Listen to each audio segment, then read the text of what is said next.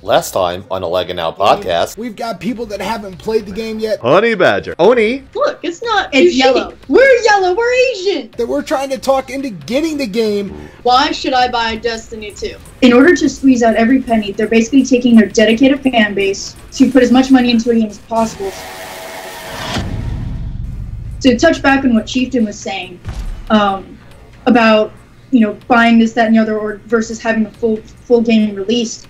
In order to squeeze out every penny, they're basically taking their dedicated fan base, or taking those who are mooching off of their moms and dads, to put as much money into a game as possible. So they're basically instead of releasing it all at once, they're cheapening the quality of the product while inflating the price exponentially. But you gotta look at the market. Look at Pokemon. Even Pokemon's doing it. They just released, Sun and Moon 2. Oh god, I hated those. Them kids don't know how good they have it. You can find an Eevee in the beginning of the game. You can find a Ditto in the beginning of the game. You can fly in the beginning of the game. That's like getting a sparrow in the beginning of the game. Them kids don't know how good they have it. We had to work. Back in my day, when I played Destiny, I had a grind to get my exotic Gallahorn, and I was the last one in North America to get my Gallahorn. I know people that talk like that pretty much play Destiny just like that. Honestly, it's the one game that I like that's not completely perverted. Yeah, he likes perverted games. He's like Leisure Shirt Larry and shit like that. Nah, like Honey Pot. Honey Pot, oh my god. I don't even want to know what that is. I'm glad I don't know what that is. You should bring it up. I'm not going to do that right now. It's a great idea. Yeah. You're right. You should save it for the middle of the night when you wake up and can't go to sleep. Yeah, it's like, It's like, damn. But anyway, so you said the game has, a very specific color set with very specific lighting? Yeah. Yeah, it does, but at the same time, there's so much detail in the rocks and everything else, with the actual, the shells in there, ship parts, stuff like that. It's so detailed that, honestly, you forget about the color and the brightness and the contrast, because you just play the game and enjoy it. But the one downfall with the graphics is the rocks sometimes look like they literally just took a spray paint tool and just go around. And that's it. Where did you go to... Yeah. I like the fact that, when you do a mission, it's not like you're at point A and you have to go to point B. And there's, a linear path. There's never a linear path. I was stuck in this one level where I was I didn't know how to get out. And it's there's this cave, and there was this crap. It looked like a freaking hymen shit. So what I did is I punched it. It's oh, there's an opening now. I hate to know what you've done to your girlfriend. I hate to know. She doesn't know I'm doing the show today. I am just laughing my ass off at the you're saying, Joe. To get back to as far as the missions and the adventures, that's another thing. You have ground missions, which is actual story, and then you have side missions, which they call adventures, which I don't like that name. Oh, it's adventure time. Yay, I'm going to go on Cartoon Network. I want to do a side mission. Make it sound more masculine. Make it sound tough. If I want an adventure, let's start an adventure. Where's my kerchief? Fred, where's Scooby at? Exactly. Thank you for grabbing the message. An adventure doesn't really have a clear-cut end, but a mission does. Even a side mission, that's got an end to it. There's a goal. It's like Skyrim. Yeah, you gotta slay the dragon, but those people can wait, because you can go get married, build a house, slay some cannibals, or, help the cannibals, become friends with gods of a netherworld. It's all good. Right. Exactly how I play it, because I haven't done a damn thing to save those people from the world-eating dragon, because I kind of forgot they exist. Do you think they may have called it an adventure because, from what it seems like, given what I've been reading, what I've been hearing, it seemed like Destiny is supposed to be a cross between futuristic space shooters and with fantasy elements, and so they kind of took more to the fantasy element where, in Dungeons and Dragons, we'd probably call it an adventure or... Right.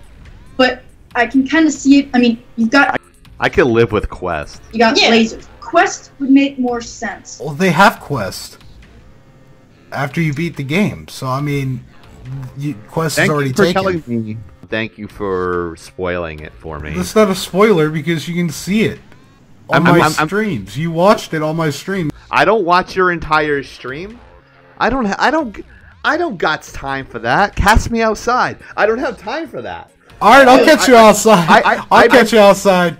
I'm outside. How about that? Oh gosh. All right. Yes. I'm promoting your ass on Twitter. I'm putting on. Takes Facebook. 30 seconds.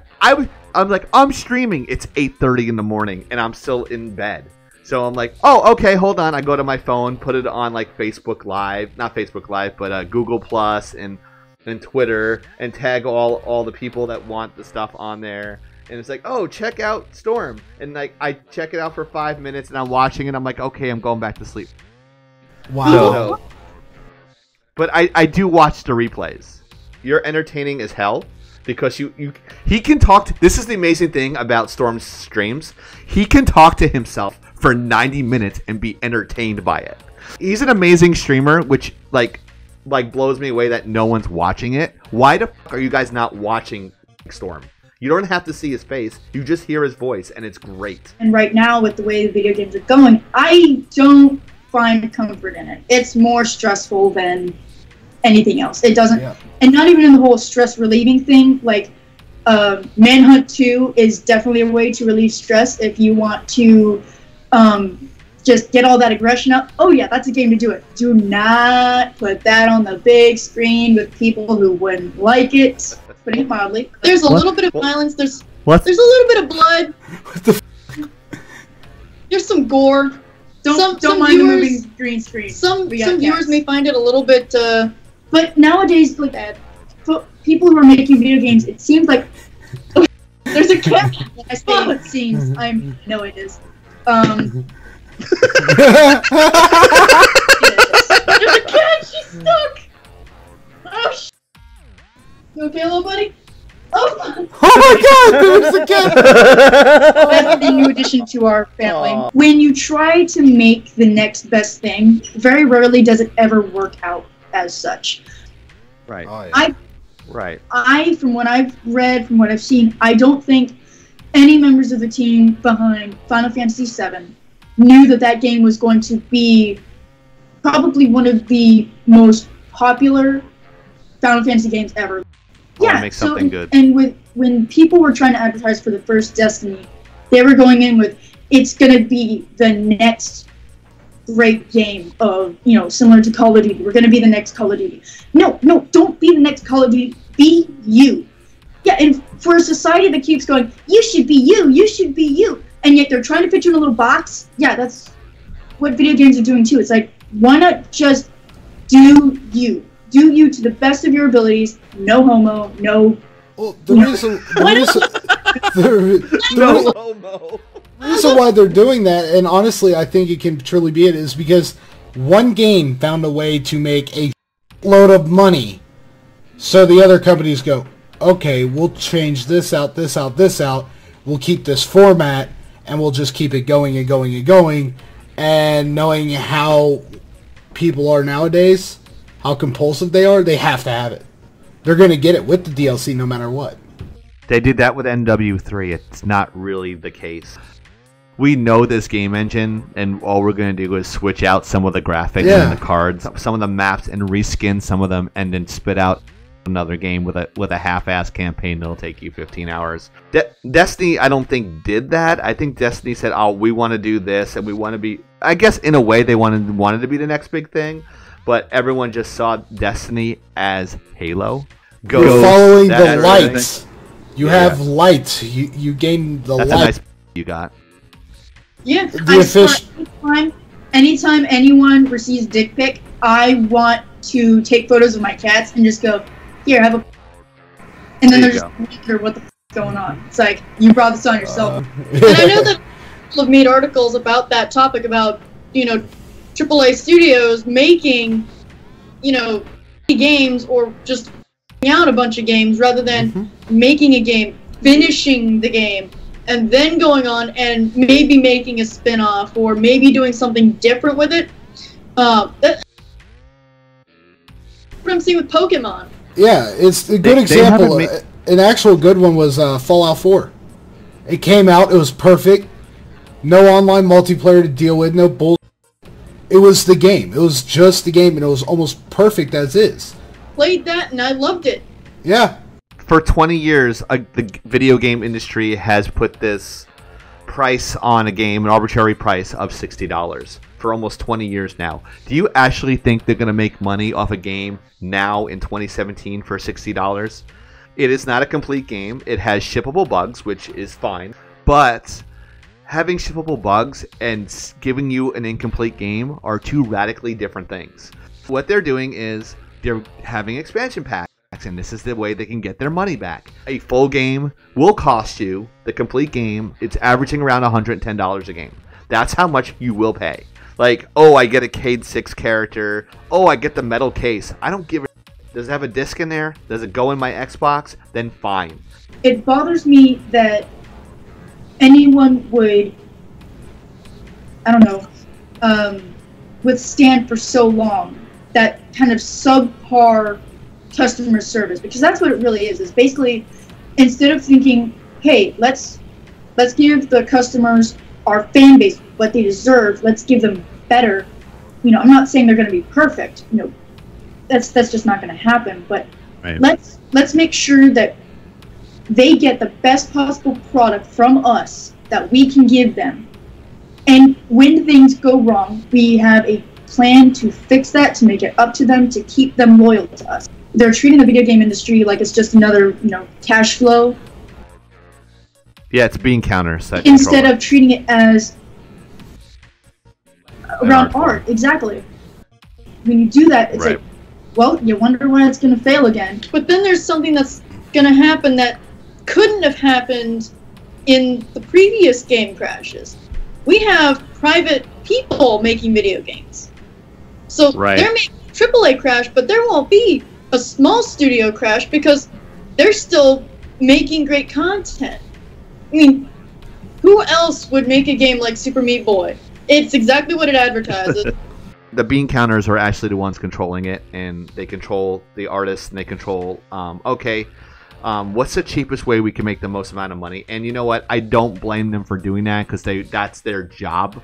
But there's always this diatribe between the game developer and the brass that's on the top floor, and there's always that struggle between the two. But the thing is I get less angry at the bean counters, and I get more angry at the gamers that support. Because it's like blaming... There's much to blame. Problem. What is society but it's people? So I blame more people that accept mediocrity.